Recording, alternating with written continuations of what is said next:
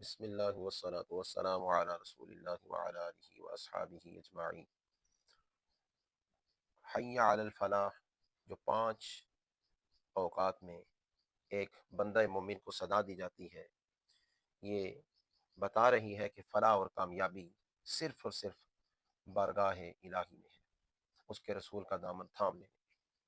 ویسے تو ہر انسان اپنے آپ کو کامیاب سمجھتا ہے، لیکن قرآن مجید میں ایک دوسرے مقام پر اللہ رب العزت نے جو کامیاب لوگوں کی صفات بیان کی ہیں وہ کوئی اس طرح کی ہیں۔ فرمایا قد افلح المؤمنون الذین هم فی صلاتهم خاشعون، بے شک مومن فلاح پا گئے، کامیاب ہو گئے، وہ جو اپنی نمازوں میں گڑ گڑاتے ہیں۔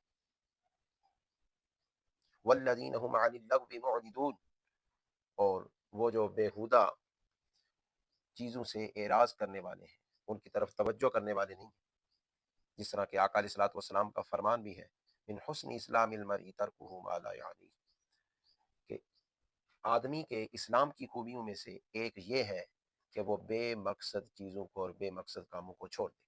مومن کی شان یہ ہے کہ وہ بے مقصد کاموں میں نہیں پڑتا۔ والذین هم للزکاة فاعلون، اور فرمایا وہ جو اپنے مالوں کی زکوٰۃ ادا کرنے والے ہیں۔ والذین هم لفروجهم حافظون، اور وہ جو اپنی شرمگاہوں کی حفاظت کرنے والے ہیں۔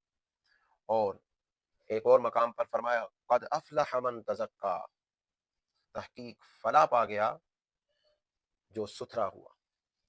ستھرا کس چیز سے ہوا؟ بعض جگہوں پر مفسرین نے یہ لکھا کہ اس کا مطلب یہ ہے کہ جو ایمان لے آیا اور ایمان کی وجہ سے اس کا من ستھرا ہو گیا اور اس نے اپنے من کو ایمان کے ذریعے ستھرا کر لیا۔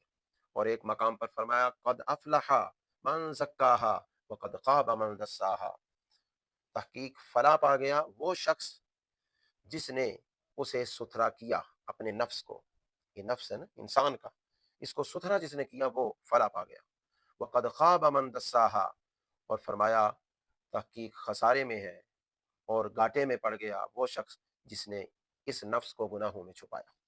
لہٰذا فلاح اور کامیابی جو ہم سمجھ رہے ہیں وہ حقیقت میں کامیابی نہیں ہے، بلکہ اصل کامیابی وہ ہے جسے اللہ اور اس کا رسول کامیابی کہیں، اور وہ صرف اور صرف اسلام کا دامن تھامنے میں ہے۔ اللہ تعالی ہم سب کو عمل کرنے کی توفیق عطا فرمائے۔